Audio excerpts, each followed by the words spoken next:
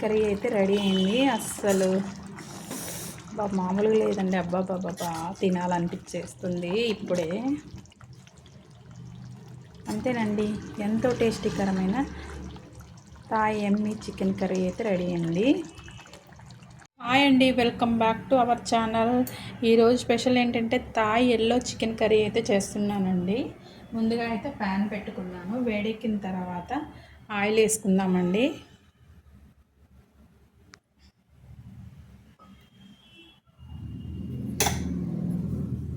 Oil అయితే వేడెక్కిందండి.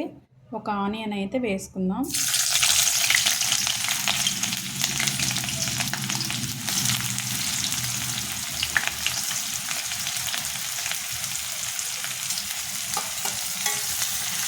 సన్నగా పొడుగ్గా తరిగి పెట్టుకున్నానండి ఆనియన్స్.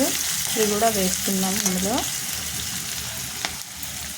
1 స్పూన్ అల్లం పేస్ట్ అయితే వేసుకుందామండి. 1 స్పూన్ అల్లం పేస్టు,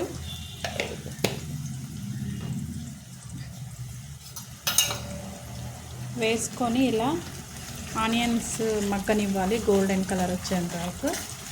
ఇది చాలా చాలా సూపర్గా అంటే సూపర్గా ఉంటుందండి. మీరు కూడా ఒక్కసారి ట్రై చేయండి, చాలా బాగుంది.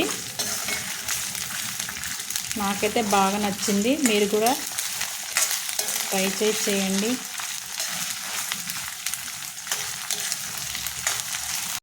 ఆనియన్స్ అయితే మగ్గినాయండి, మగ్గిపోయింది. ఇక చూసారుగా ఎలా మగ్గిందో, గోల్డెన్ కలర్ అయితే వచ్చింది. ఇప్పుడు మనం ఇందులోకి కొబ్బరి పాలు అంటారు కదా, అవి కొబ్బరి పాలు నేను 1 గ్లాస్ అయితే పోస్తున్నానండి.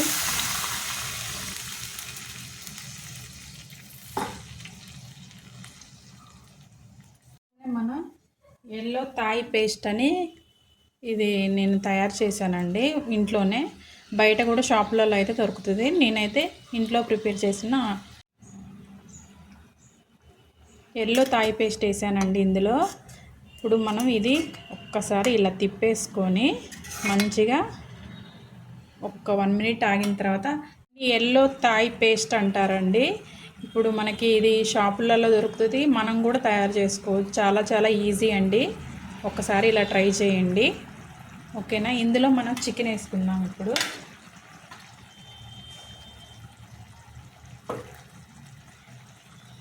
1/2 కేజీ చికెన్ అయితే వేసుకుందాం.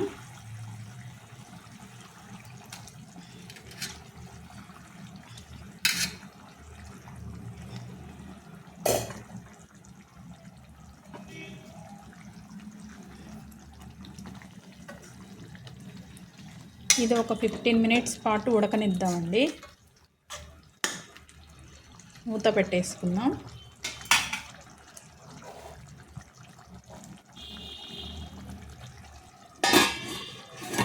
ఇలా మూత పెట్టేసుకుందాం.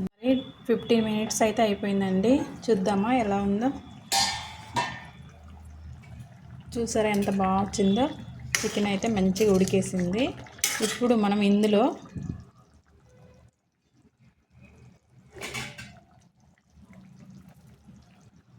ఒక 2 రెడ్ చిల్లీ అండి, ఇవి రెడ్ చిల్లీ. తర్వాత 1 గుప్పెడు పొటాటో, ఆలుగడ్డ,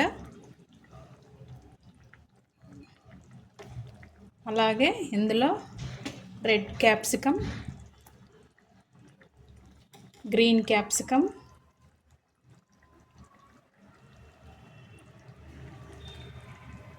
వేసి ఇందులో వాటర్ అయితే పోసుకుందామండి.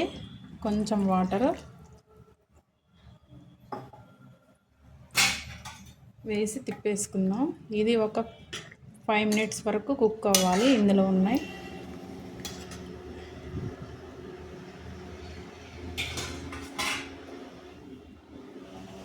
ఇప్పుడు మూత పెట్టేసుకుందామండి. చికెన్ అయితే ఉడికిపోయిందండి. చూద్దాం ఎలా ఉందో. అబ్బా సూపర్, గుమ్మగుమ్మలు ఆడిపోతుందండి. ఎప్పుడు తినాలా అనిపిస్తుంది నాకైతే. అబ్బా వావ్, ఎక్సలెంట్. ఇప్పుడు ఇందులోనే కొంచెం ఒక 1/2 స్పూన్ మిరియాల పొడి వేసుకుందాం. కొంచెం సాల్ట్ అయితే వేసుకుందాం. ఆల్రెడీ అందులో సాల్ట్ ఉంటుందండి. కొంచెం సాల్ట్ వేసుకుందాం. ఇందులోకి ఏం వేయొద్దండి, కొత్తిమీర ఏం వేయొద్దు, ఇలాగే చేసుకొని తినాలి. చూసారా?